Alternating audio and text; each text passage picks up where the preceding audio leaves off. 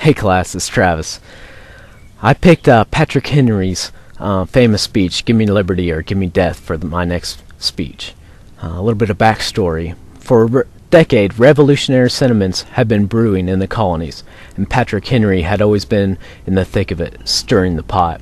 Henry became particularly inflamed by the Stamp Act of 1764, which prompted him to give his so-called treason speech, spurring the colonists to pass Virginia resolves banning the act. Tensions between the colonies and the crown continued to build, and in 1775 Massachusetts patriots began making preparations for war. Henry believed that Virginia should follow suit. At a meeting held in St. John's Church in Richmond, Henry presented resolutions to make ready Virginia's defenses. Seeking to persuade his fellow delegates of the urgency of the message, he gave a rousing and memorial speech, climaxing in that now famous line, "Give me liberty, or give me death." No man thinks more highly than I do of the patriotism as well as the abilities of the very worthy gentlemen who have just addressed the House, but different men often see the same subject in different lights, and therefore I hope it will not be thought of disrespectful to those gentlemen if, entertaining as I do the opinions of a character very opposite to theirs, I shall speak forth my sentiments freely and without reserve. This is no time for ceremony. The question before the House is one of awful moment to this country.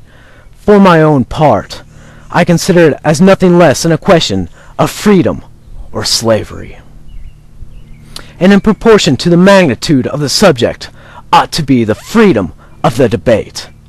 It is only in this way can we hope to arrive at the truth and fulfill the great responsibility to which we hold God and our country.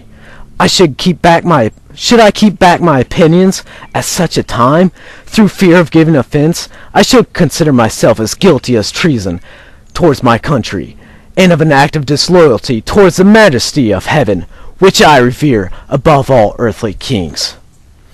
Mr. President, it is natural to man to indulge delusions of hope.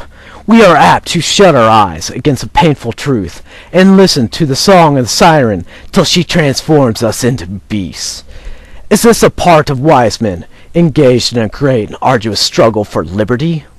Are we disposed to be of the number of those who, having eyes, see not, and ears, hear not, the things which so nearly concern their temporal salvation?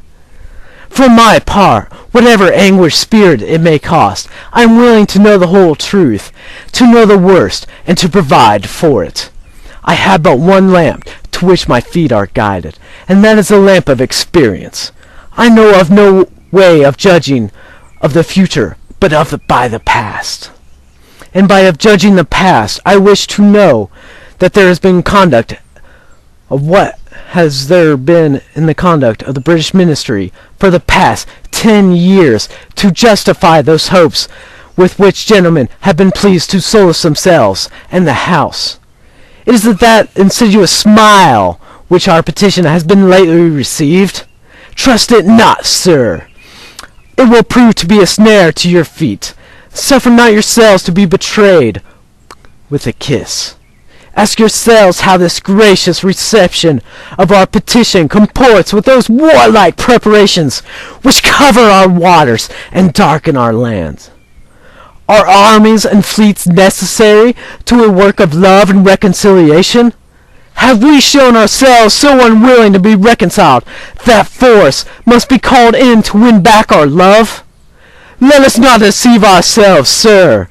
These are the implements of war and subjugation, the last arguments to which kings resort. I ask gentlemen, sir, what means by this martial array, if its purpose not be to force us into submission? Can gentlemen assign any other possible motive for it? Has Great Britain any enemy in this quarter of the world to call for this accumulation of nations and armies? No, sir, she has none. They are meant for us. They can be meant for no other. They are sent over here to bind and to rivet upon us those chains which the British ministry have been so long forging. And what have we to oppose them? Shall we try argument? Sir, we have been trying that for the last 10 years. Have we anything new to offer upon the subject? None. We have been held the subject up in every light which it is capable, but it has all been in vain. Shall we resort to entreaty and humble supplication? What terms shall we find that have not already been exhausted? Let us not, I beseech you, sir, deceive ourselves. Sir, we have done everything that could be done to avert the storm which is now coming on. We have petitioned, we have remonstrated, we have supplicated, we have prostrated ourselves upon the throne.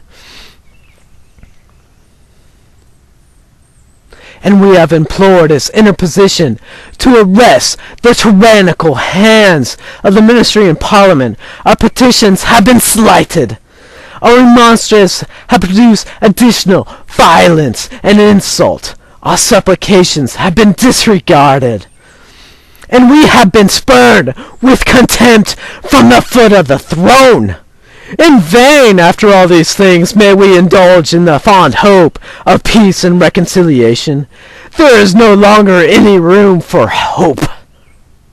If we wish to be free, if we mean to preserve the inviolate those inestimable privileges for which we have been so long contending, if we mean not basely to abandon the noble struggle in which we have been so long engaged, in which we have pledged ourselves never to abandon until the glorious object of our contest shall be attained, we must fight. I repeat it, sir, we must fight. An appeal to arms and to the God of hosts is all that is left to us. They tell us, sir, that we are weak, unable to cope with so formidable an adversary. But when shall we be stronger? Will it be next week? Will it be next year? Will it be when we are totally disarmed, and when a British guard shall be stationed in every house? Shall we gather strength by irresolution and inaction?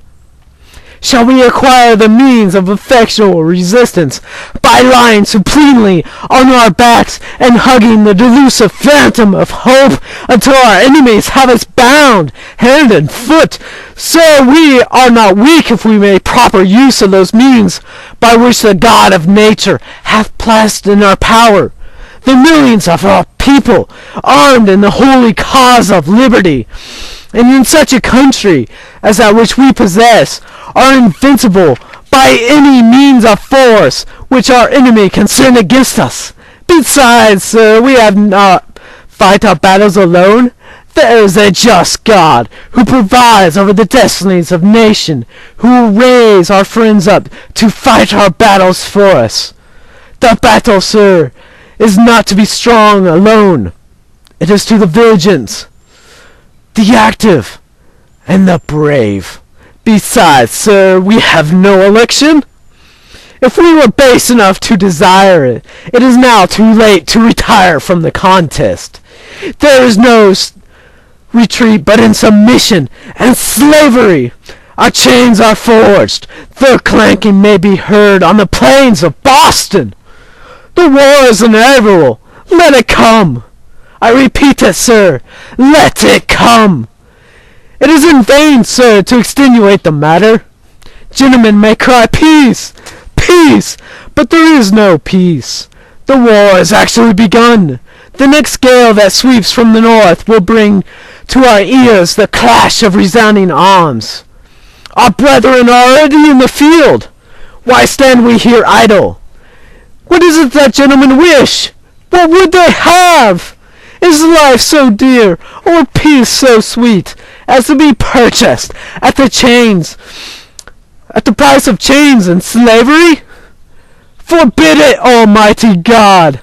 I know not what course others may take, but as for me, give me liberty, or give me death!